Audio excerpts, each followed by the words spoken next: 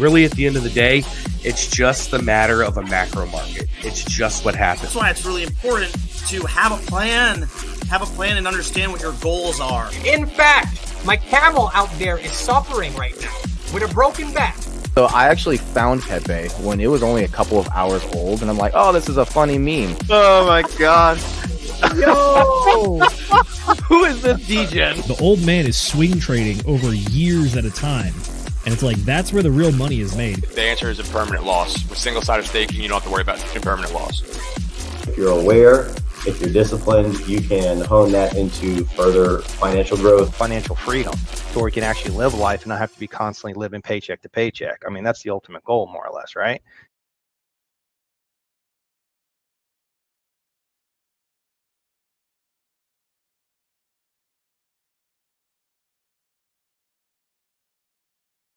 What is up, you degens? We are here today with a special guest, a very special man who has been around for quite a long time in the crypto space. So, Robert from Genius AI, what's going on? You want to introduce yourself? What's up, man? Yeah. Well, my name is Robert. I've been in Bitcoin for 14 years. So, been obsessively, maybe like 13 and a half years obsessive. And this DeFi space is something I'm really interested in. I ran a company that helped cryptocurrencies with adoption and help tokens with adoption. Because my big goal is adoption, is to get people away from national currencies and war currencies and all that. But yeah, man, thank you guys for having me a lot. I really appreciate you making time for this. To bring me on board. Thank you. Yeah, for sure, for sure. Man, it's awesome to have you on. We're going to have ourselves an absolutely fantastic conversation. But first, we need to do a few introductions with my fellow panel mates. How you guys doing? Will, what's up? Well, aloha, everybody. I am almost at the end of my trip. I'm in Indiana, I think, right now. So I've got another good bit of driving to do today to make it over to Pennsylvania, and that will be the last place you guys hear from me until this time next week, probably, when it'll be my next stream. So gonna go and paddle on some canoes and things and have a good time. But I'm stoked to get into this conversation. Let's get on into it. Mr. Zenith, what's new and exciting with you, broski? Not much, just fighting heat stroke and trying not to pass out over here. I don't know about you guys, but it is fully summer. I'm here for it, but at the same time, we gotta, stay hydrated. Other than that, I am very much looking forward to this. Robert, I'm not accusing you of being old, but I am accusing you of being an OG, which is that you have been in this space a lot longer than all of us. So I love to hang out and chop it up with people like you and kind of get that the history of crypto that might not be well known by everybody. Cool. I'd love to share that. I'm very passionate about it. I want you all to know what's going on. What happened? Absolutely. Yeah, we were. Nate gave us a light resume of yours, and it is quite extensive regardless. And I think there's even some old blog posts of yours online talking about how crypto is internet cash, and then also talking about back in the days when you were messing around with Bitcoin and Litecoin and even Darkcoin. Ooh. Yeah, very much looking forward to it. All right, Nate, let's get this show on the road.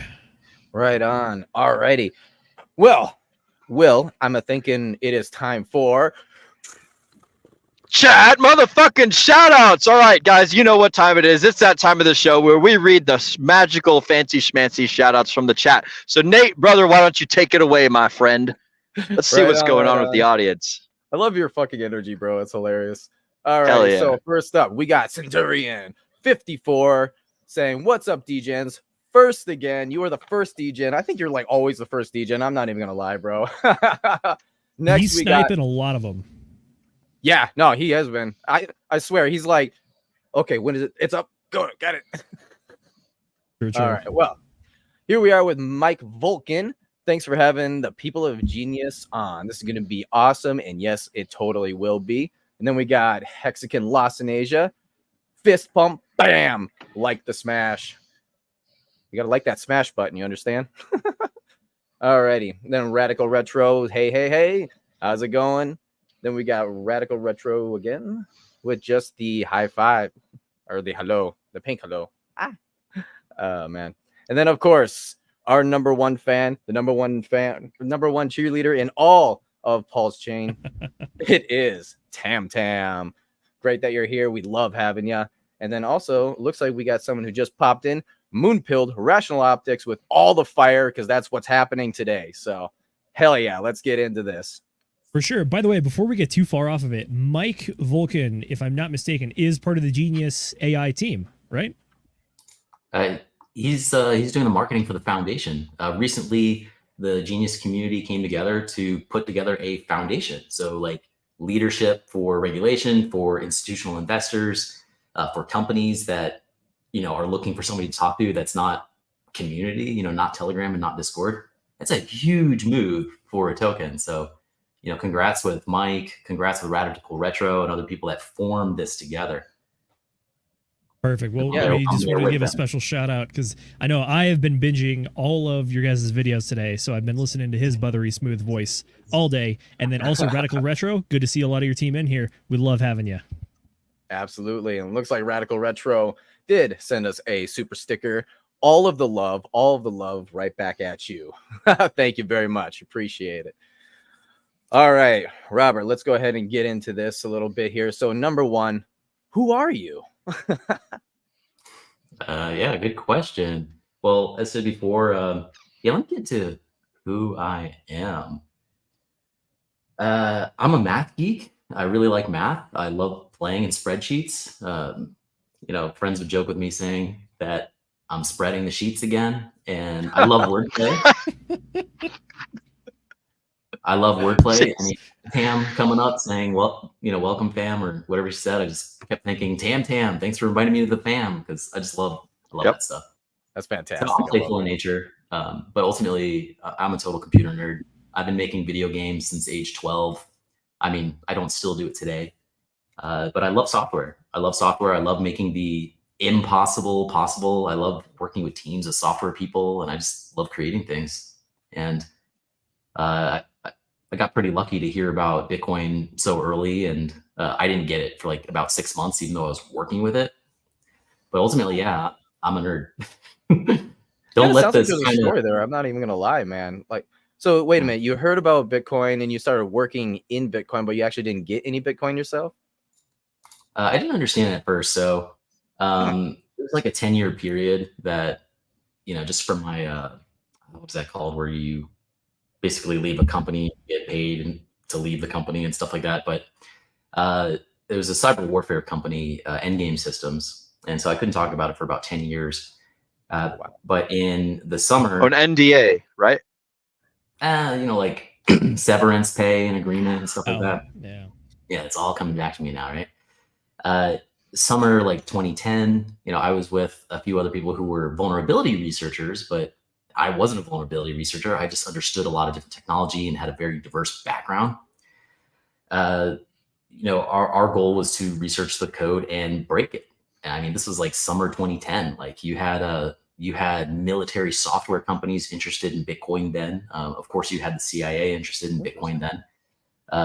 After about a year and a half of Satoshi doing his thing, it got serious national interest, but not national like El Salvador stuff. But I didn't get it. And down in the Cypress Bar in Atlanta, Georgia, I said that to one of the vulnerability researchers. I said, what? I mean, I kind of, I get the code. I understand the code. Base 58 is pretty cool instead of base 64. Base 58, right? I don't know, my memory. But I said, but I don't see why not just use PayPal. Now, thinking today, I think people would laugh at somebody saying, why not use PayPal after they've been looking at Bitcoin's code or something. But no, one of the vulnerability researchers said to me, he said, like outside of the code, like we're looking at this because this is something, you'll get it. You'll eventually get it. You just don't get it yet. But I mean, I'm ad-libbing what he said because this was quite a while ago. But basically, dredging up old memories. Yeah, he brought to my attention that currency is an attack vector for nations. Yes. So he's like, this could be like an actual currency. That's fascinating. Wasn't until 6 months later, when I actually started mining, that it really hit me. Like, wow, wait a minute, I'm getting paid by an entity that doesn't exist. Holy crap, that seems impossible, but it's possible. So then it was over. Beginning of 2011, I was like full on interested in Bitcoin personally. That's Well, that's awesome. Yeah. fantastic, man. Looking at your past, it seems like there were a few standout points. The whole time you've been doing development, you got really into Bitcoin mining for a while, and then you also are definitely what I would call like a cybersecurity or a hacking specialist and expert. And like you said, you were working for some big boys, like military and governmental players. So those are absolutely massive feathers in your hat. So like, what's the thing that ties this all together? Well, to be frank, I was doing the oh wait, I don't know if cuss words are allowed. I was doing the slave work.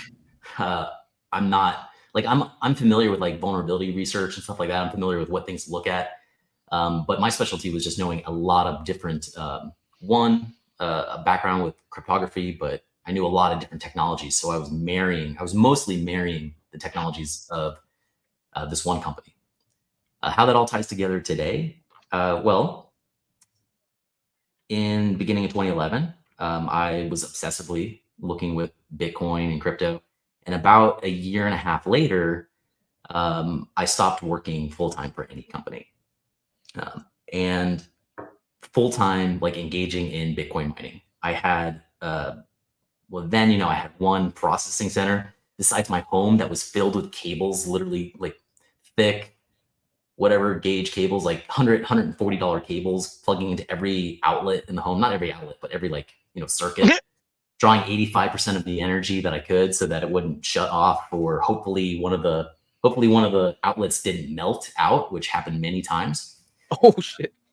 Yeah, so it wasn't too long, like maybe a year from there, I had 4 processing centers, 3 in Florida, 1 in Moses Lake, Washington. And Moses Lake, Washington, one went away pretty quickly, and I ended up finding out, because I was fighting for that place, finding out that it was the marijuana business that paid the guy, I think it was like 2 years in advance or something.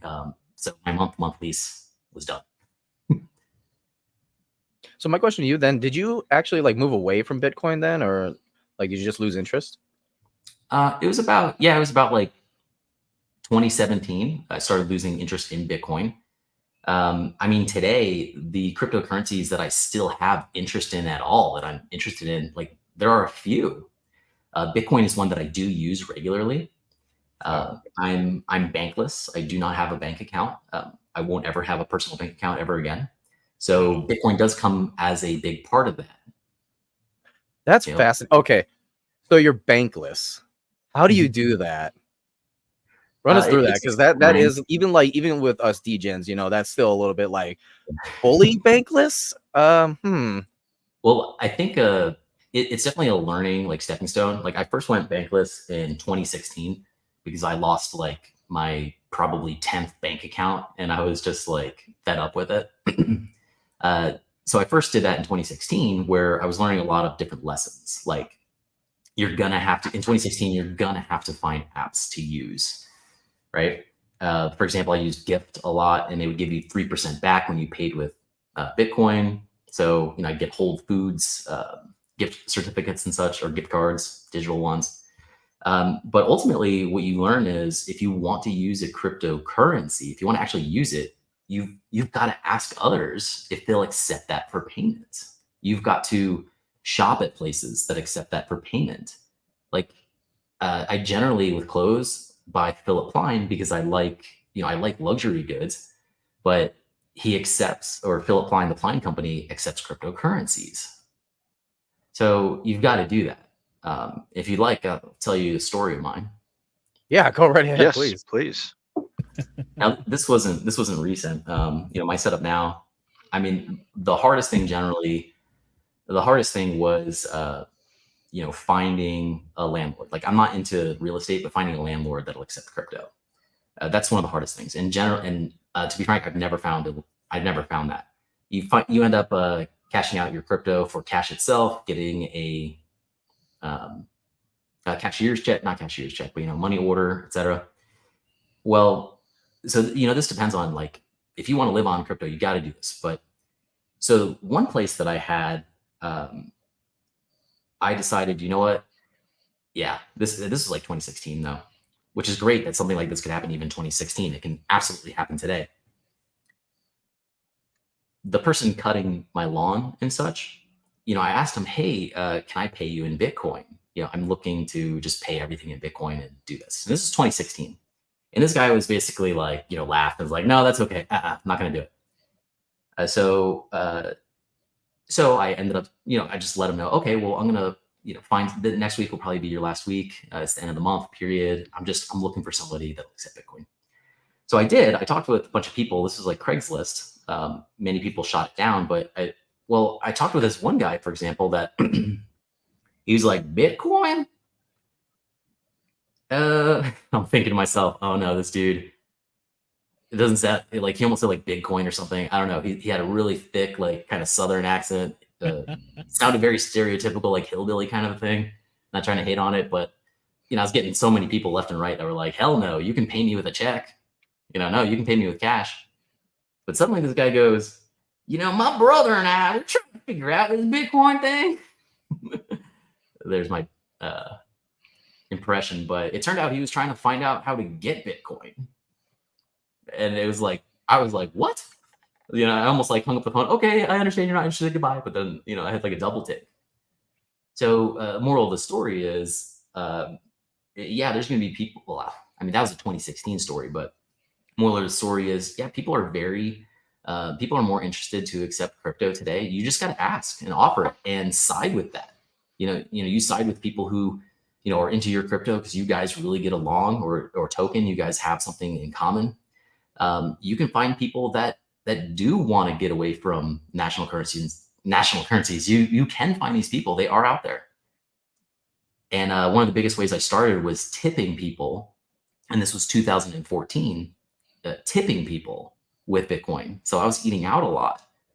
And I kept track of it for the first month I did it.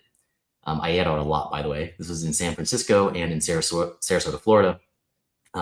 35 people I paid. I told them like, oh, go back and this was when Bread Wallet came out. Great wallet for iOS. And then, there was a normal Bitcoin wallet for Android. I would give a waiter a heads up at the very beginning. Like, hey, heads up. I'm going to pay you with cash, but digital cash though, Bitcoin. Pretty much nobody knew about it. And by the end of that, I paid them in Bitcoin. And out of 35 people, only one objected. And this was in 2014. Only one objected. They were pretty rude about it, and I didn't tip them because I told them, hey, I'll tip you in Bitcoin. Also, was it okay? What I'm hearing from that then is that the only way they could get a tip is if you did it through Bitcoin. I bet you people be stoked as fuck about that today. I didn't say it like, like holding them hostage. I was just like, oh, hey, heads up. That's how I'd like to tip you. That's fantastic. I love that. It didn't turn into anything like, okay, well, let's put it this way. I'm only tipping you in that. It didn't turn into anything like that. And people were way more receptive than I thought. I was hanging out with the founder and creator of Bread Wallet back in 2014. And he and I went out to eat, and I was like, hey, watch this. I'll get them to accept that. And he was blown away. He couldn't believe it. So I realized a lot of crypto people kind of feel like other people wouldn't be interested in what they're doing, but they are. If you want to live on crypto, if you want crypto to be adopted more, you've got to be an example and look for people to pay with crypto and favor them. It is good when you can be an example like that, but like going looking at like me when I start talking about crypto, I can sit here and I can talk about all the cool use cases and all that, but people are just kind of like, oh, but didn't it like go to zero or whatever? No, it did not. But isn't that the thing that criminals use? It's because the only thing that the normal person, the only information they get is what's on the news and what was on the news for the longest time, right? It's over and over again, man. Nate, that's what you're gonna hit those people with. Yeah, the thing that the criminals use, the US dollar, that cash. Yeah, the dollar. When they rob the banks and they walk away with that big sack full of money, it's not full of Bitcoin. I'll tell you that much. Most often, anyways. Sometimes, but yeah. And today, today crypto is on PayPal and Cash App, and now people can easily catch up with that. Yep.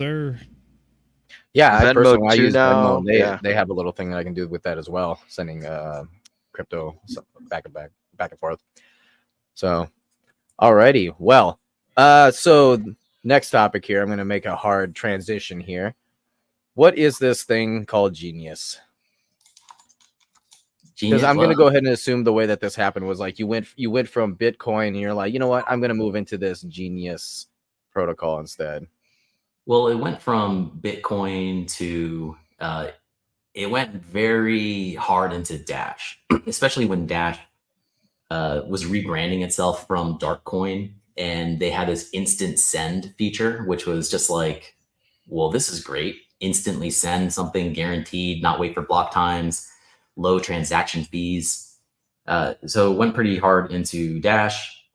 Also Steemit for blogging, and I think it was like, like mid 2017, late 2017. A Slack channel formed that was just like, hey, like a tokenomics Slack channel.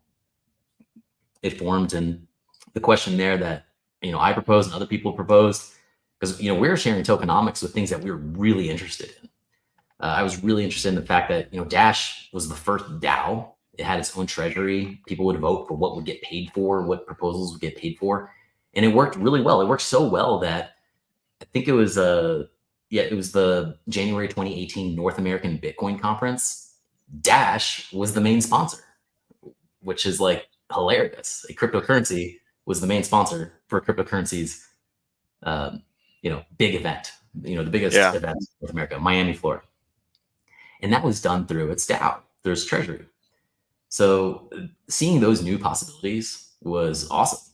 So the tokenomics that came to play, of course, I'm chatting about that in this Slack room. Other people are chatting about other things. I believe it was there actually that I found out about Steemit, where people are talking about how things are working tokenomically, and Steemit had its steamed backed dollar. So it wasn't from Bitcoin to Genius, but Okay. So I think like maybe 4 years, 4 years of like that room, there came that proposed idea again, and different ideas of like, hey, you know what? I think I think we know what ingredients can make this new type of token, a type of token that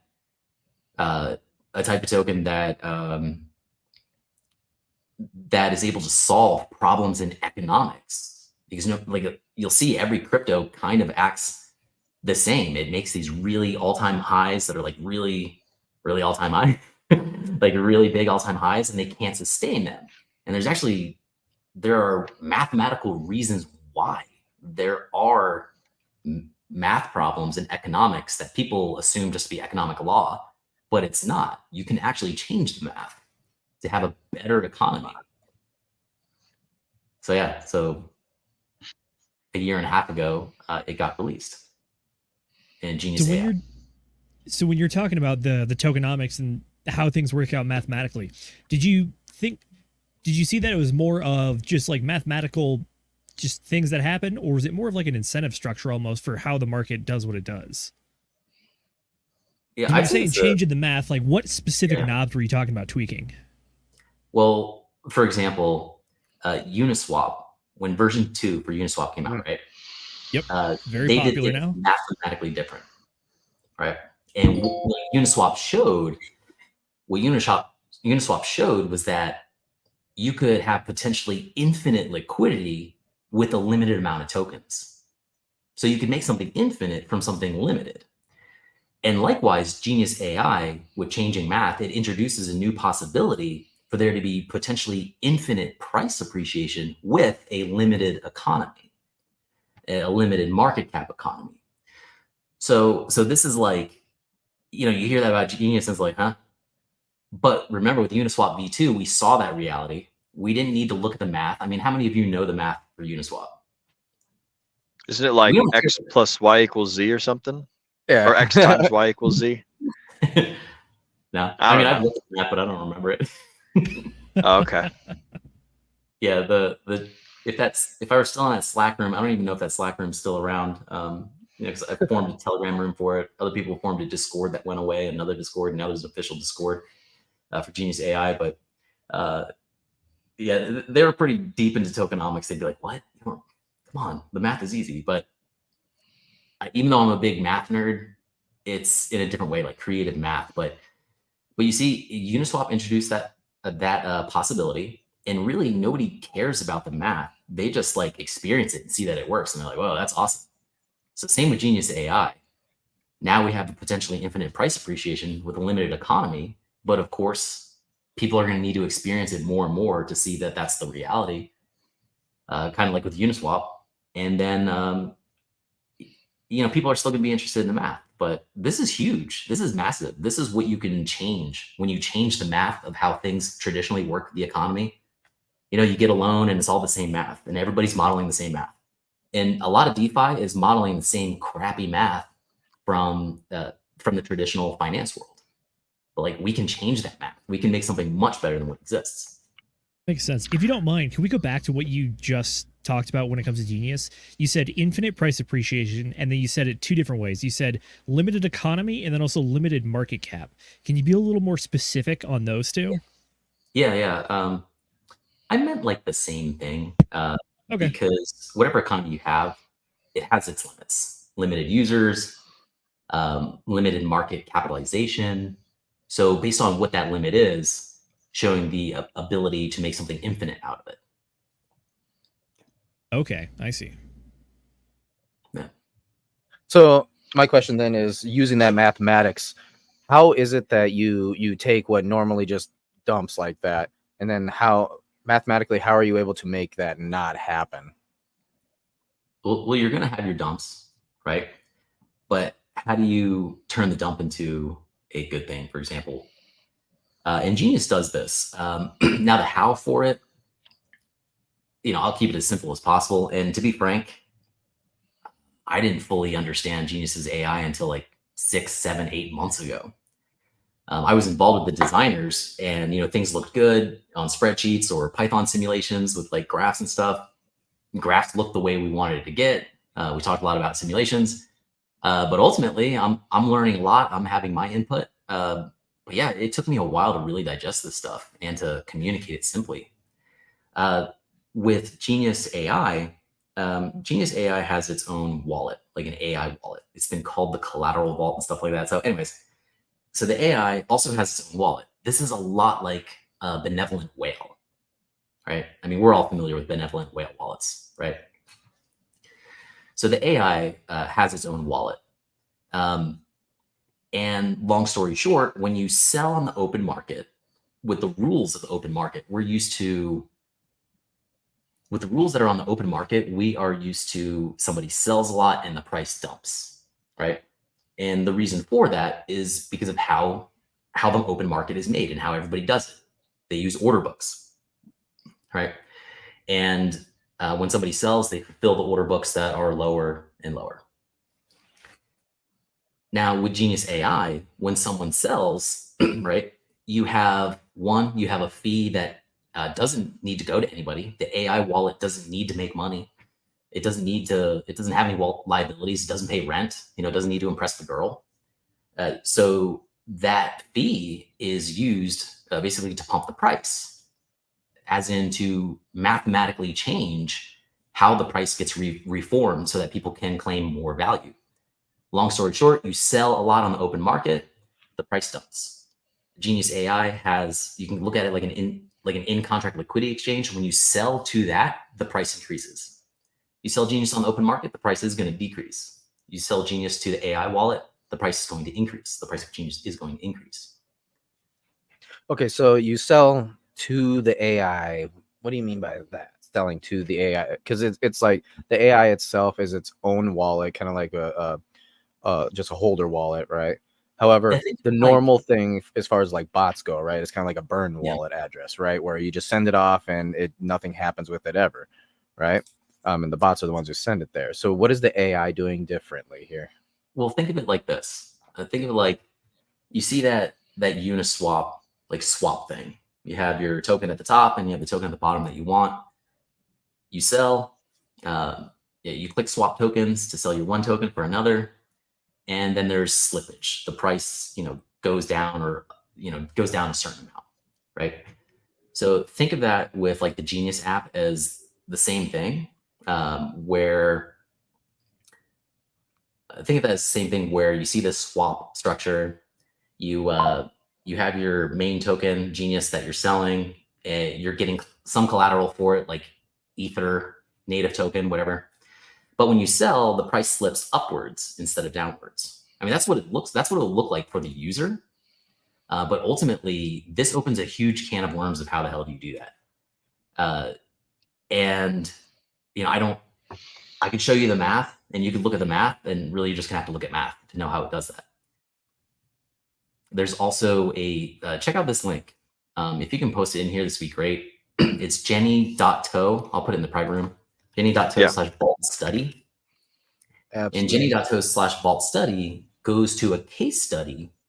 Goes to a case study on Genius AI, and specifically this function. In this case study, we'll show you, I don't know how many, I haven't counted, but it'll show you lots and lots and lots of transactions and how much the price pumped as a result of people selling their Genius to the AI wallet instead of selling their Genius to the open market. Okay. So what's the reward for, because the way that like I would envision this, right, is kind of like I work hard all day, I get a paycheck. I take that paycheck and that disgusting dirty fiat goes now into crypto, and now I've got a bunch of USDC, and so now I'm gonna be like, okay, and now I'm gonna buy the Genny token, the Genius token, right? Now that I've bought that and I have $100 worth of that, right? Does that mean that I just go to the protocol now and I just give it to the AI robot? Yeah, correct. Like Genius Wallet, the wallet is basically, it's a broker between the collateral that's like, yes. Long story to that is yes. But what I would like to add on to that is, the collateral's got to come from somewhere, right? And on Uniswap, the collateral comes from people who go, okay, all right, I'm going to put up a pair. I'm going to put up some US dollar and some Genius token, right? And Uniswap makes that liquidity available for people to swap, between Genius for US dollar coin or US dollar coin for Genius, right? So with Uniswap, people who put up liquidity, they're incentivized because they make a fee. Maybe they get more Genius, whatever. It's just liquidity providing, right? Or yes. Liquidity pools. Yeah. Yes, liquidity pools. With Genius, the AI is incentivizing people. Now, let me give a disclaimer. There's with all that happened with Genius AI, right now the AI thinks it should not be accepting collateral. And so there are Genius upgrades coming up to boost this back so that the AI is accepting collateral. So let me just get that. The Genius upgrades are a very bullish thing to look forward to. Jenny.to/upgrades to check this out. But so the Genius contract has got to incentivize people to add collateral, right? It doesn't have a liquidity provider kind of setup. Instead, it has, hey, put up collateral to back the price of Genius. And most people would probably be like, why the hell would I do that? Yeah, that's usually the question, right?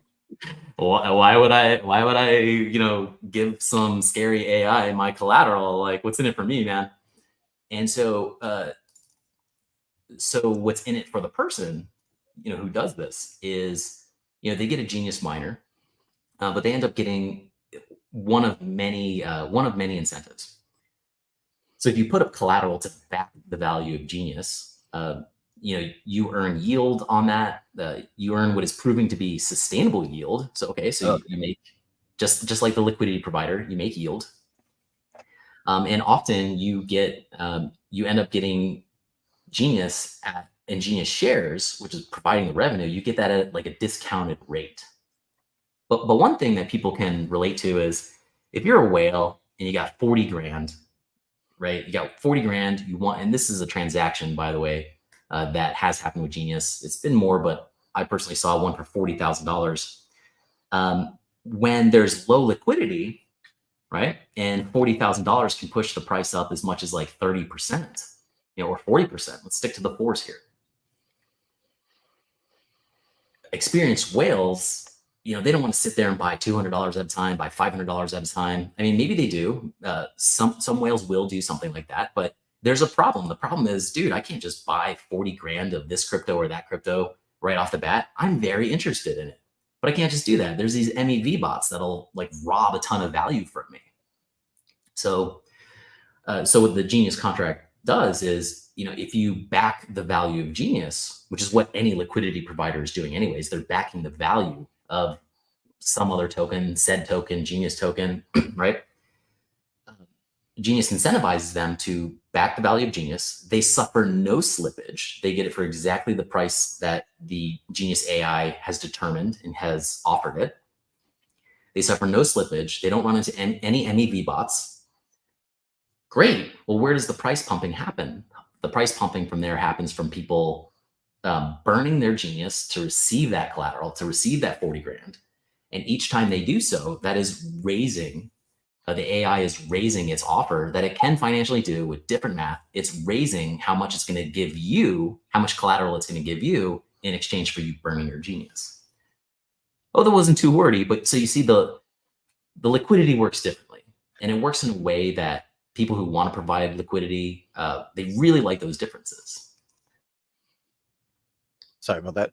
Yeah, so all right, here's what I'm getting out of this. Now, this is actually kind of an ingenious way to do things, as far as I'm understanding it. Okay, so normally the way that it works is you got liquidity pools, and you go and liquidity provide, aka putting your mixture of tokens into the pool itself, and from there, because of that, what happens is if somebody uses just a DEX, they're pulling and putting back in those tokens right into these pools, and you based on that interaction, there's a fee that gets paid out. That fee then partially goes to you and everybody else who's provided to the liquidity pools.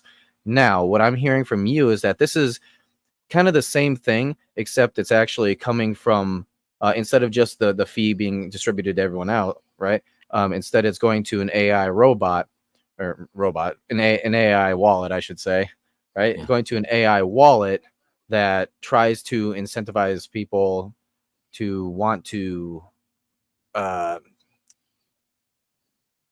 no, it's kind of doing the same thing, isn't it? So if that's the way that liquidity providing works, where exactly on that path am I missing where the AI does extra there? I'd love to simplify that. So yeah, no, Uniswap. keep it complicated, man. I like thinking about this stuff. Let's talk about like Uniswap LPs, right? Let's talk about like how Uniswap works in general. The basics, the very basics, not the math and stuff like that. One, it does have a certain type of math that it uses, right? I mean, Uniswap 3, let's call it more of an algorithm of how it selects the liquidity providers. But anyways, there's a math way of determining how much collateral you're going to get for selling your token, right? And Genius AI, there's different math. That's all. And that different math has a huge, huge impact. Uniswap is basically mimicking how traditional finance works, but using different math. Genius AI is not mimicking traditional finance. It's not mimicking that. It's making up its completely new math algorithm to give people what they want. They want price appreciation. They want more value. Second with Uniswap, there's fees. And these fees are given to liquidity providers. With Genius, there's fees that remain in the pool and assist with this price appreciation. What's in it for the liquidity provider, though? It could be many things. They didn't suffer slippage by providing liquidity in Genius AI versus the Uniswap, and other perks for the liquidity providers. And then I think the third one that I'll give you with Uniswap is when people sell their tokens, right, to get collateral, those tokens are still in the liquidity pool. They're still there. And in fact, somebody can pull out liquidity and then sell those tokens again to get more of collateral from other people. You can easily have a situation where, people keep selling the same tokens and bringing the value of that token down and down and down and down, right? I mean, that's like worst case scenario, right? And that worst case scenario kind of happens because it isn't that people are always chasing green candles. A lot of people, they need money. stuff comes up in life, right? Unexpected things pop up all the time. But with Genius, so okay, to simplify that, with Uniswap and other exchanges, when you sell the tokens, those tokens are given to liquidity providers, right? And they can it's just a flat withdraw. fee, basically. It's like real flat versus like the AI, as far as I'm hearing, will actually choose from a variety of different things that otherwise would not be choices you could ever have. Like in the best case, I would say you gave there, or example, I should say, is slippage.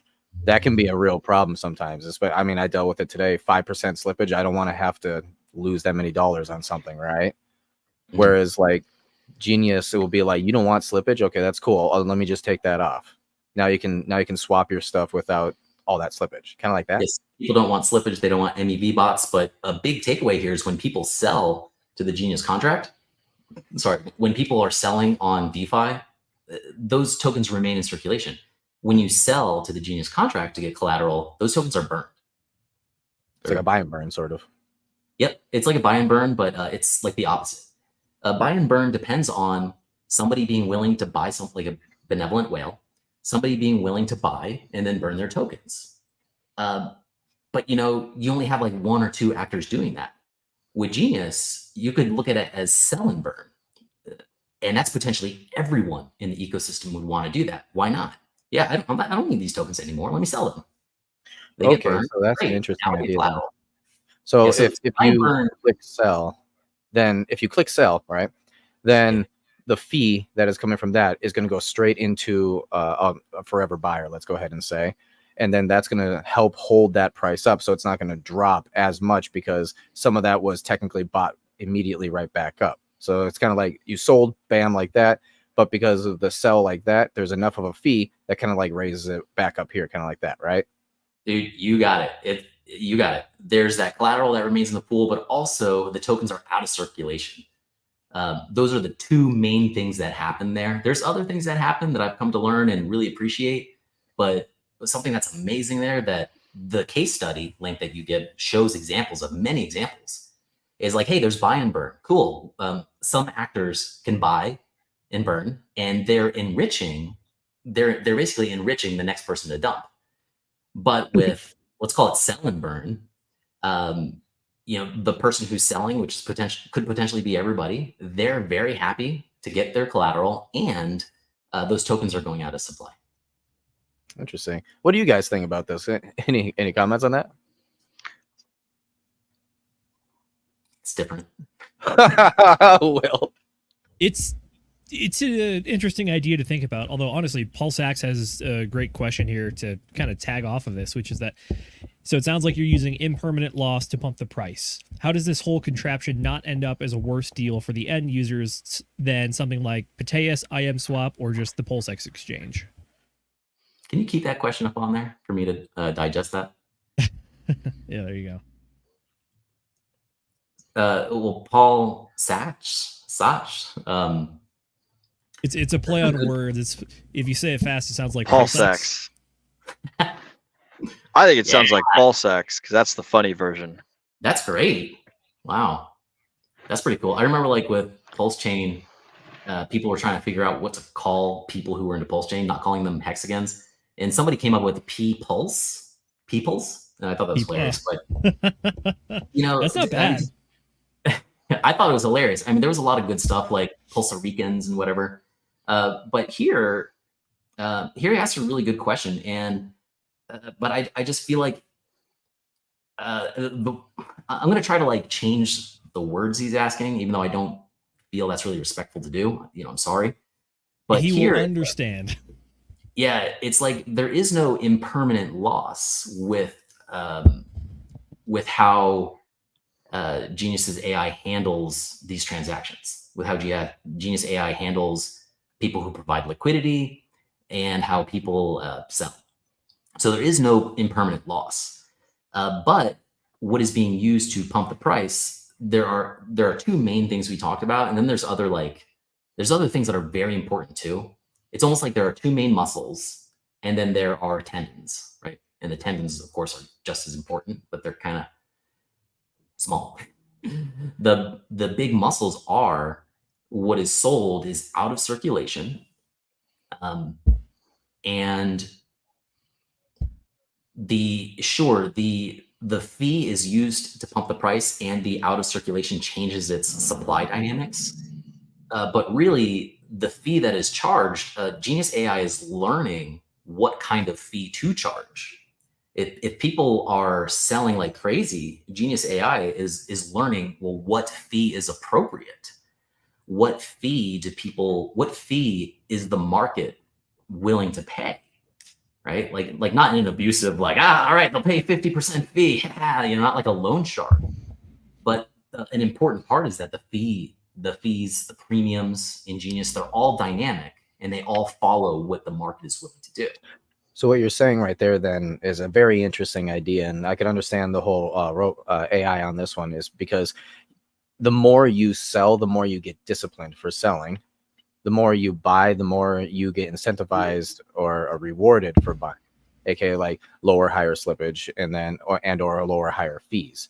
And the entire time, though, if somebody decides they just want to get out and they sell a whole hell of a lot, then the AI is like, fine, you know what? If you're going to sell that much, then I'm going to give you a really high fee. But that really high fee then goes straight back into a forever buyer, which then is going to help prevent that price from dropping on everyone's head. So in other words, this is kind of because of the AI, this almost seems like a token that you really can't, this is an anti-PvP token, basically, where, the whole idea is like, everyone throw your money in, whoever can get out first can take the entire pool of money, right?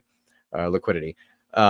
Whereas this one's like, the AI is like, hey man, if you want to go ahead and just, dump on everyone's head, go ahead. But you're also going to be the one that's going to take in a lot of these fees, and everyone who's left holding the bags, they're going to at least have, some help without it going to zero. That's what it's kind of sounding like to me.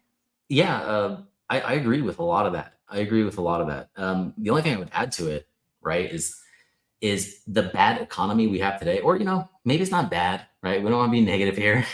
It's got its goods, but the inefficiency of today's economy is a result of player versus player. And with Genius, it's more player versus environment.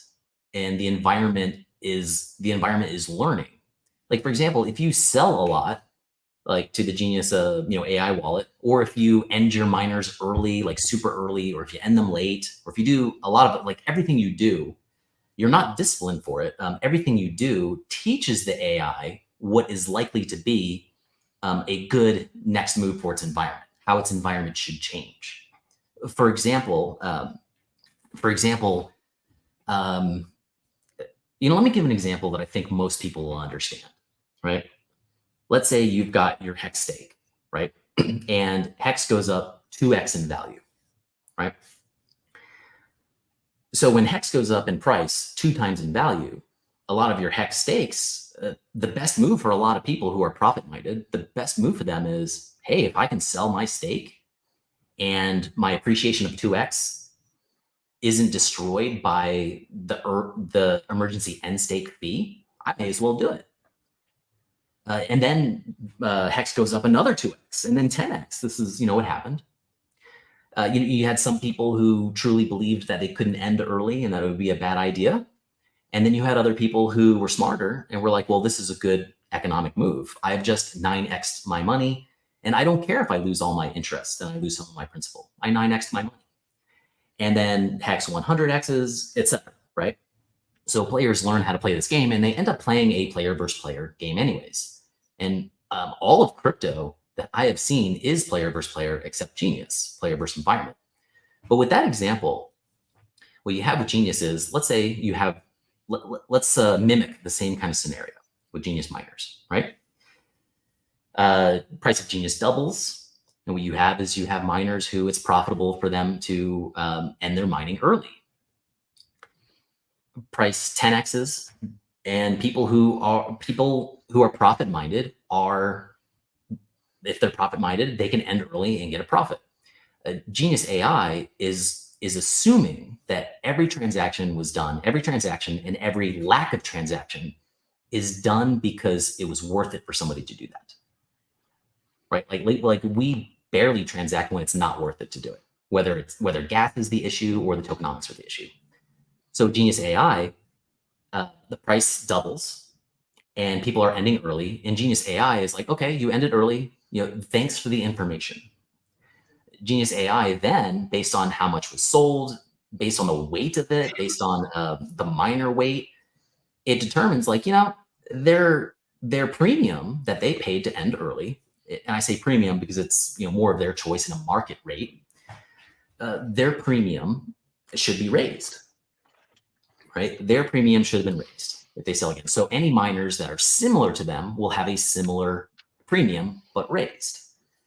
So what you end up having is, imagine, it's a lot more complicated than this, but to really simplify it, imagine Hex's early end penalties. Imagine if they scaled with the market appreciation price.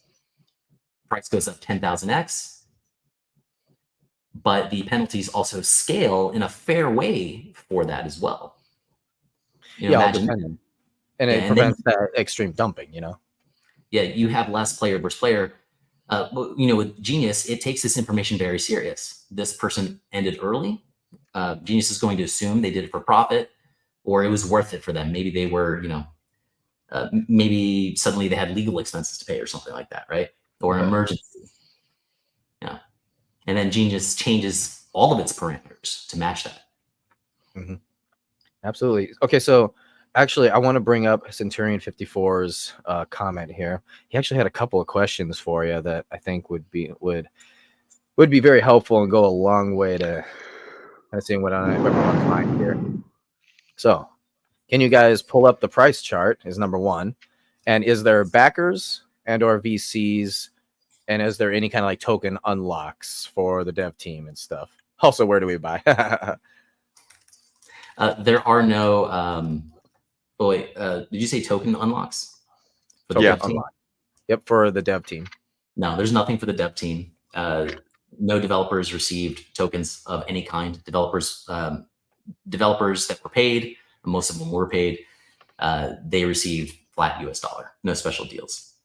Backers, for example, I would call the backers people who back Genius with liquidity or collateral with the AI. And in regards to VCs and such, like, I don't know all the people invested in Genius, all the people who have mining, etc. I do know probably half of the top 10. They come to me a lot with questions, or they came to me in the past, or they'd come to Alex and Alex would defer them to me. Alex is one of the other co-inventors, designers of Genius that has doxed himself. In regards to venture capital and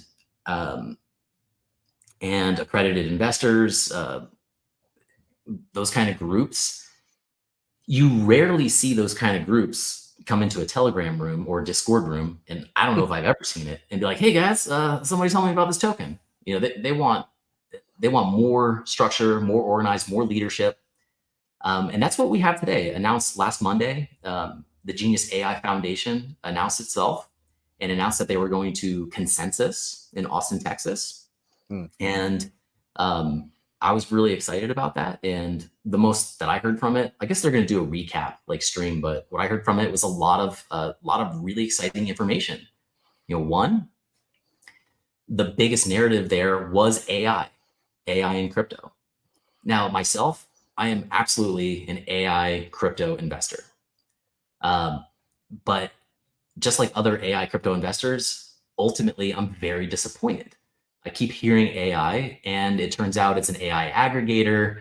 It turns out there's nothing to do with AI on the blockchain, which would be great because the blockchain is like super secure, big accessibility, permissionless, etc. And for AI to have it is a huge leap. So if I hear about an AI token, I am all interested in that. So here at Consensus, everybody's hearing about an AI token that actually is AI. It's not a market gimmick. It's not some flat out dishonest speak about its token. It is something decentralized AI. It is showing the world a new innovation and how other AIs can go onto into smart contracts and blockchains. There's a lot of problems to solve just to put AI on a blockchain. You can't iterate through tons of data, right? So when it comes to backers and VCs, point is, this is the hottest topic in crypto right now. It is the hottest topic. They're not going to go to, I love degens and I love every once in a while degenning myself, but they're professional investors. They're not going to do that. They want to talk with the foundation. They want to talk with the leadership. I mean, even to get an app into the Apple App Store or the Google Play Store, you have to have a legal entity. You're not going to be able to just be like, hey, my name is so-and-so from the community. I'd like my app to be here. Yeah, absolutely. So, man. Okay, so you guys have any questions on that? I have a I more do. foundational Go for it. question. Z, what do you got? I was gonna go to a final topic before we close out, but please go after it. Yeah, that's kind Okay. of where my mind was going to. Yeah, we are I know coming you up gotta head on out that. soon, Robert, so. Yeah, the thing that I want to ask is, how do users bring value to the system? In most other coins and most other liquidity providing, like the way that value is brought in is somebody buys. If you're saying that value, like if you're, or my simple peanut brain understanding is, if value is brought in also through selling, as it is through buying, where does the value come from that is in the system that backs behind this coin? So like, I want to see like the basically like, where, like, show me the money, more or less. Yeah, no, that's a great question. And that's what VCs are going to ask. Who asked this wonderful question, if I may ask? We're going to go for, I'm going to start calling him 54 Cent. 54 cent. Awesome. Wait a minute. Okay. Yeah, that's an excellent question. So besides, let's already acknowledge the obvious, when new users, new money, this brings value to tokens. But let's talk about what Genius does differently, right? Remember, it's an AI, but let me simplify this. Genius is both a currency and an NFT economy, right? And it's using artificial intelligence. It's using AI to listen to these transactions, right? And adjust its supply and change how it influences demand. Let me simplify that even further. Like, I should apologize. Where does the money come from? The money comes from the NFT economy, and the money as well comes from premiums paid by users. Now, these premiums paid by users, it's not just premiums for ending early, ending late kind of a thing for your miners, like emergency end stake or late end staking. There's a lot of concepts with Genius that there are many transactions with Genius, and it's called whale hunting today. No, it's not somebody grabbing a harpoon and throwing it at a whale. There are other transactions, like when people don't end their mining and don't stick to their commitments, that when a user runs this transaction, they profit. And it teaches the AI that was worth it for them to do this. So ultimately, the value comes into the system by people transacting with the system. Each time people are transacting with the system, they're only going to transact if it's financially worth it for them to do it. And in fact, a society that wants to profit, Genius AI assumes that you want to profit, and that's why you are interacting with it. Once society doesn't want to profit anymore, Genius AI won't work. That's my belief. But right now we have a society that wants to profit. So if there's more idiots using your guys' protocol than smart people, and they are all losing money, does the AI learn losing money strategies? No. This is an environment where the smart people have very little leverage to the dumb people. Like the best the smart people can do is have bots, right?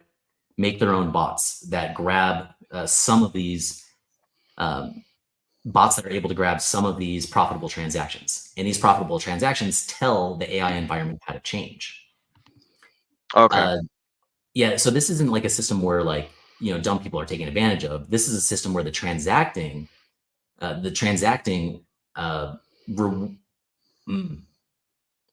It's actually, you know what? No, you're right. It's not where dumb people are taken advantage of. It's actually the exact opposite. Dumb people are actually helped out.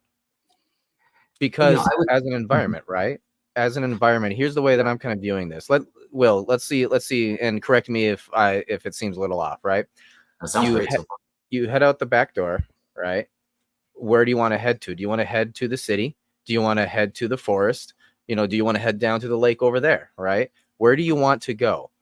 And what the AI does is like, well, based on kind of the way you've been acting today, Nate, I think a nice walk down to the lake is going to be a lot more beneficial for you rather than going to the city and getting stressed out because you're already stressed enough, you know? And so it'll basically just kind of be like, you know, put a bunch of pointers like you can go that way, you know?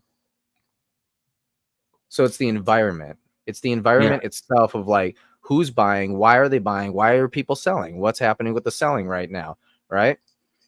That's basically what it does. And it rewards and disciplines people, so to say, based on that environment, you know? So it kind of nudges people in certain directions, let's just say. It has lots of pointers saying, go that way. It does. It does. I appreciate you saying that. It inspires some thoughts myself as well and some reminders for myself. You know, like, well, you know, why Genius AI? Why use it in the first place? Well, the whole reason of using it is, you know, Genius AI is assuming that you want to profit and giving you those profitable opportunities. If you look at that vault study that I mentioned before, the case study, you'll see that you don't even have to be a Genius AI user to profit. There are market arbitrage opportunities that force the price of Genius up on the open market that that people are rewarded for. And by the way, you know, like, well, not by the way, but Steve Jobs said that, hey, a computer has always been a bicycle for the mind, right? That's something that takes us far beyond what is like our inherent ability, right? And if a computer is a bicycle for the mind, AI is the automobile. I'll tell you more about like where to find the new white paper. It makes more sense than the prior white paper. But what we have here is Genius AI. You know, why are people using it? You know, it's because they're earning 7 to 9% and up to 22, 25%. They're earning that much yearly with miners. The price is up 2.5 times. So every $100, every $1,000, $2,500. It's up 2.5 times since the beginning of this year. And I believe strongly from a lot of my analysis, I'm trying to make a case study for it, that a lot of the price curve upwards now is from the AI having enough data, having enough changes in its economy, in its environment, to be more efficient economically for people. Because now the AI is proving that its self-regulated economy, it does continually strengthen and improve. Simply put, remember, I think most of us understand or have heard that economy or the value of something is based on supply and demand. So here, you know, Genius learns how to change its supply. I mean, after all, it's inflationary if it's paying new tokens to miners and also paying NFT royalties to miners, right? So people say, well, that's inflationary. So Genius has some inflation and has inflation and revenue model. However, over the last year and a half, Genius has removed 10% of its supply. Has removed 10% of its supply automatically without punishing people, without you know, people like suddenly waking up and their account balances are different, and without a tax. But hey, just like with Ampleforth and others, supply really means nothing if there's no demand. You know, you can have all the supply you want. You can have one token, whatever. It means nothing without demand. And Genius AI, it influences demand. It knows you want to profit. It's changing parameters so that they're profitable for you. And this, of course, adjusts the supply. It changes the rate that you get Genius for when you burn Genius. It changes the rate of how much Genius you get by backing the value of Genius. But ultimately, this is what many people are doing in crypto. Many foundations do this, many communities, they influence demand. They bombard people with information, AKA marketing, and they're like, get the token, it's gonna move, man. They're excited about it. Or maybe they're on a lot of drugs and they're even more excited. But so here, what no cryptocurrencies do is influence their own demand. They don't algorithmically do it, right? And Genius does. Genius shows how to do it with AI. Genius shows how to do it. Check out the white paper. The white paper gives a deeper, like, it gives an overview of the AI without getting too complicated and lots of math, and without, just saying, hey, here's the source code. Now go study it for a couple of years and you'll understand AI. But the AI is, how do you say it? It's like, there's many ways to describe AI. There's machine learning. There's deep learning. The miners themselves, the Genius miners themselves, act as the neural network. They all contain a memory of what the economy was like at the moment they were created. This is something that people got to check out, because once again, it's about supply and demand. And here is a token that influences its own demand. Even if, like, right now, the AI wallet doesn't believe it should accept collateral, which people are sad about, and people are very much looking for the updates. You see that the AI is working all over the place to influence demand. And Genius AI is unique here in this point. It's unique. I'm checking out some notes too, because I think, let me just link you to the white paper. Please link the white paper. It's geni.to/white paper. That's the URL you'll type in. The prior white paper, no disrespect to the people who wrote it. And to be frank, I wrote like 20-30% of the original white paper. It's not really like a white paper. It's more of a technical reference for people who are developing the contract, a technical reference to help early people get this. The new white paper, it's a lot shorter. It gets straight to the point. It's like, hey, well, what is Genius, and why would anybody care about Genius? And then it gets into the two biggest things that Genius says it does. Genius says that, okay, it can find a peg for its value and increase that peg, right? And the vault study I told you about, the case study, proves that. But then the next big claim from Genius is that it uses artificial intelligence. And there's a section that clears that up. It shows, hey, here's its artificial intelligence. Here's how it works. So with everything you've said here today, and I know you gotta get running, unless you're good for a few more minutes. Yeah, I'm good for like three-ish minutes. Okay. All right. Correct me if I'm wrong, then. I'm going to try and kind of like sum it up, kind of how to use this properly then, or at least the best way to use it, I would say, in my opinion, is going to be something of like passive income. Because basically the best way to do this is just send it to the burn address, right? Have that collateral in, and then you can start yielding from that point. And the way that Genius is set up is trying to keep that value and slowly raise it over time, in which at that point, you're always just getting a little bit of yield, even though you've bought the coin and then sacrificed the coin, basically like burnt it off. And now you've so-called thrown that money away, right? Instead, what's actually going to happen is now you're going to, first off, have that yield given back to you, right, that you originally kind of threw away. But then once you've gotten past that point, then you continually get more yield off of that. And meanwhile, the entire time it's been slowly rising. So this is more of a very long-term type of passive income sort of project, I would say, right? Yeah.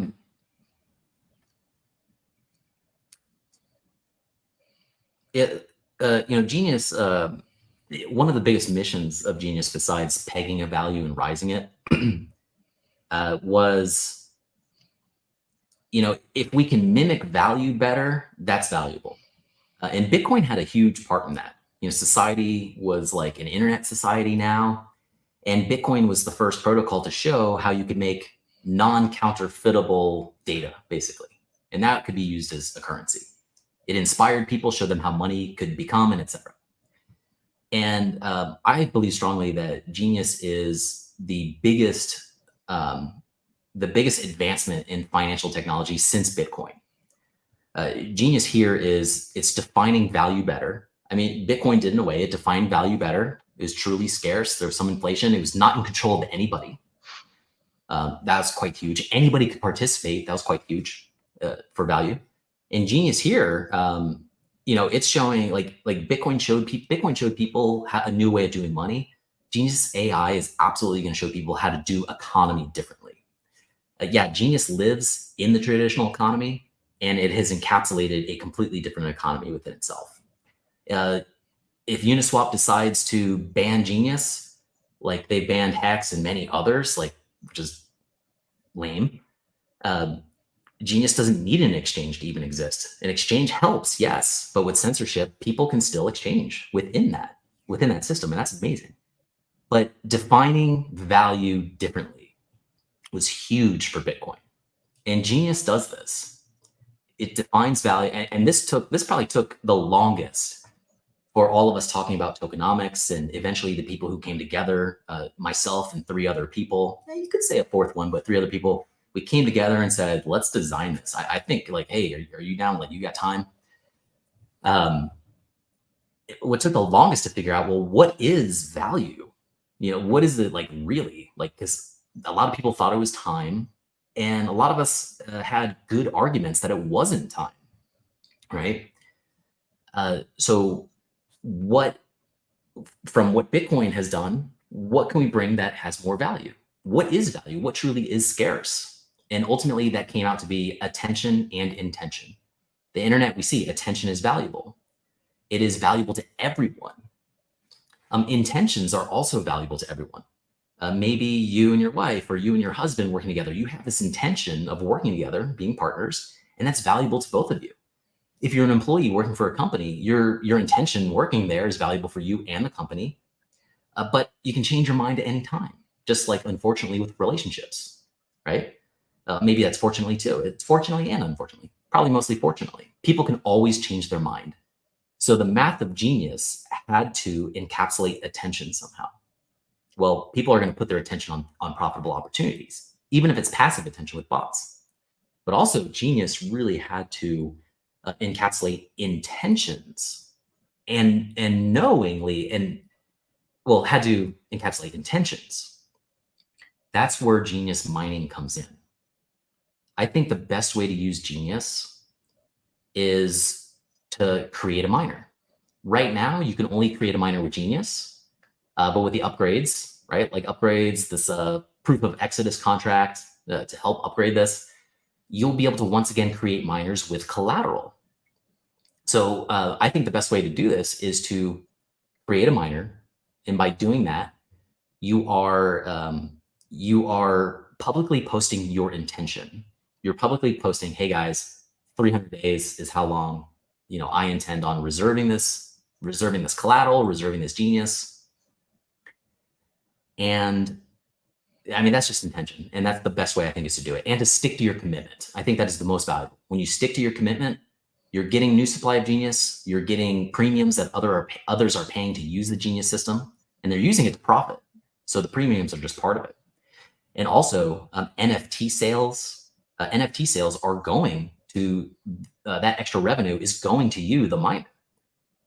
Maybe half of it's going to you as the miner, and the other half is being burnt completely. Burnt, but also a portion of it is given to the miners. So the best thing you can do is stick to that intention. Can you end early and profit? The AI wants you to break your commitments. The AI knows that you have the right to change your mind. And the AI uses that information to learn how to scale its economy with people coming in, with people leaving the economy. That's always going to happen. People being born into the economy, people dying. Population growth and change affects a currency. I didn't know this until another designer brought it up and was talking about Phi, and I love Phi anyways, and it just blew my mind. So I'm pretty in danger, have to leave, but I can do it in a way without rushing right now. But you're fine. I mean, if you got to go ahead. What we're going to do after you're gone is we're just going to do some chat shout outs and end the stream, actually. But this is absolutely fantastic. Like it's extremely complicated, and there's a lot of deep diving that we really need to do into this to be able to properly get it out. I see your link there. I'm going to put this into the chat. Thank you.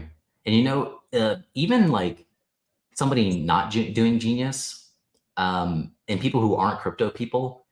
So this new white paper that I linked for you, I wrote this new white paper entirely. I started writing it about 6 months ago when the AI completely made sense to me. Every token I've been into, I've always been looking for flaws. Genius AI is the only one that I haven't found. Well, I mean, sometimes the flaws are how the users use it. Sometimes the flaws are like regulatory, governmental. So in my quest to find flaws, whenever I'd find flaws, I'd let the community know. And this is why some communities have absolutely hated me and banished me. They're like, how dare you talk bad about Bitcoin? How dare you talk bad about Hex, Dash, etc.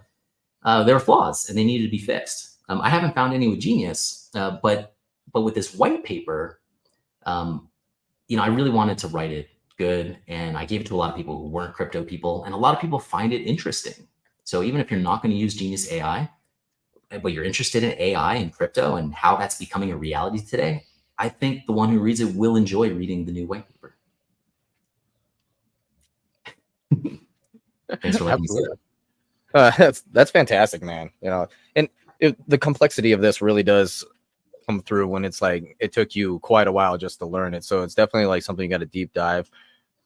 The easiest way to put it, if you did want to kind of get into this, it's a very long-term thing. So you could definitely make some money off of it, but probably the easiest way is just simply mine it. Kind of like staking, right? Mine it for a certain amount of days. It's just like staking. And yeah, that'd probably be the easiest way for anybody who wanted to sort of start or get into it. Yeah. It's like a savings account that doesn't suck. I mean, that's people say CDs, whatever. Yeah, you get a lot higher APY on this one, that's for sure. I mean, stock in a company, you're getting paid dividends, and this year there's a 2.5x price appreciation as well. That's what people are looking for, and those are the things that drive a lot of value. Exactly. Well, all right, we are going to wrap up here. I appreciate you hopping on with us, Robert, and I think we have kept you way too long. Because I really appreciate you asking great questions and taking time for this. I really appreciate it. Absolutely. Sure. I love these types of projects. You got something, Z? I was going to say, hey, Robert, where can the people find you? You got a Twitter, X, YouTube? What do you got? Thank you. X.com/Robert Genito. ROBERTGENITO. And also, I spend a lot of time hanging out in the Discord. GENI.to/Discord will bring you right to the invite. And Telegram, t.me/GENI crypto. I hang out there a lot too. Perfect. Thanks, guys. Awesome. Will, alrighty. Meeting you, Nate. Same. Zenith. You have a good one. All right. Before we close out here, we are going to be doing some more chat shout outs. We're going to see what y'all have been. Shout outs. Man, you guys have been absolutely on fire today. Bro, the chat's been awake. Tons in the chat. Look at this shit. This is great. Right. All right. So first up, we got Zion. Oh, there we go. There we go. Love to see this combo happening. Let's fucking go. I agree. Next, we have somebody we may or may not know. I don't know. We might know this guy. Bungalows for Bachelors. Let's go. And then after that, we got OG with the fire emotes. This has been a fire stream, that's for sure. A lot of knowledge has been dropped. You guys are going to have to go back and watch this over and over again a couple of times, I would say. But yeah, after that, we got Mingle. What's he, man? Oh boy. And then Paul Sachs, he's got the actual formula for Uniswap right there. X times Y equals K. And then, of course, Fast Abdul, thank you very much for hopping on stream with us. Crack RH will tell us the secrets. We got Steve D. So where's my boy Moon Pilled? He told me about this channel. Oh, yeah, that's what I'm talking about. And then how do you spell that? DRT.122. Durkin. Are we going to say Durkin here on this one? I think it's supposed to be Dr. Token. Dr. Token. That might be. I like Durkin. That's a cooler name. Durkin. But yeah, he's got some complicated stuff going on there. Yeah, and I saw Durkin, if you don't mind me saying. You were really going wild in the chat. You had a lot of info to say. So people going back, watching through this, look into the chats and watch what he was saying. There was a lot of information in there as well. Very loaded. And then we got Moon Mutt. Good evening, my DGen friends. Good evening to you, Moon Mutt. Glad to see you here. Colby Peters, which is just simply we are going to moon. As well as Alice Sutton. Thank you. It all makes sense. I'm glad we can make it make sense. It can get complicated sometimes. Funkmaster Hex. Ladies and gentlemen, good evening, and good evening to you as well. And then last but certainly not least, the Dr. Crypto Sloth. Yo, yo, yo. It is good to see you in the chat, my brother. Alrighty. And with that, I guess we'll just do regular closings. Z, where can the people find you? And what's going on? For sure. This Friday, we got book club talking about the power of now. That is going to be at 8 p.m. Eastern time, the usual. And then after that, we also have the Sunday show, usual time as well. That's going to be Sunday. I think this week we're going to be talking about a good bit of stuff, including maybe a little bit of government stuff. And then also there is news about the SEC closing shop in Salt Lake City. And even BlackRock has thrown out the idea of starting a new trading exchange in Texas. So all that is coming on Sunday. Friday is the power of now. And then other than that, you can find me on Twitter or X at ZenithDI. And same with Instagram. So check me out on there. And I will catch you guys later. Will, what you got? You guys can find me at will.pls.fyi if you want to buy one of my Fantastic Brothers 2 of them cookbooks. I still got quite a few of them left, and I am traveling from Indiana to Pennsylvania to New Hampshire, back to Indiana. So if you're in the States and you're on that way, I'll swing by and hand deliver it to you. They only cost $10, but fucking if you want it mailed, then send me 30. As far as where can you guys find, or like what's going on, I'm not going to be on any of the I'm not going to be on the Friday show or the Sunday show coming up, and I don't think I'll be able to make the Tuesday Telegram call, but we'll see what's going on.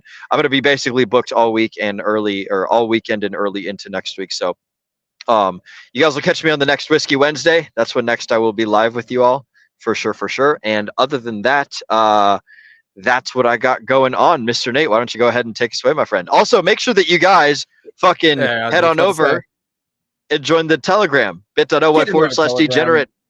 Tons of alpha in there. Yeah, for sure. I will go ahead and drop the link in the chat while we are still live here. Yep. Yeah, guys, if you're new here, like and subscribe. Obviously, we are trying to bring out as much info, as much value as absolute possible. There's a lot of things you can learn, especially when it comes to what's going on in the market and when you can start making that money versus when you just need to kind of cool down. If not, buy more, right? This is the place to go. So again, like and subscribe. We are the DJ Roundtable. I am the Ascending Man, Nate McGettit. I will be in the Telegrams everywhere, as well as mostly in the DJ Roundtable one right down there. So again, get into that. And with that, I think we can close out here.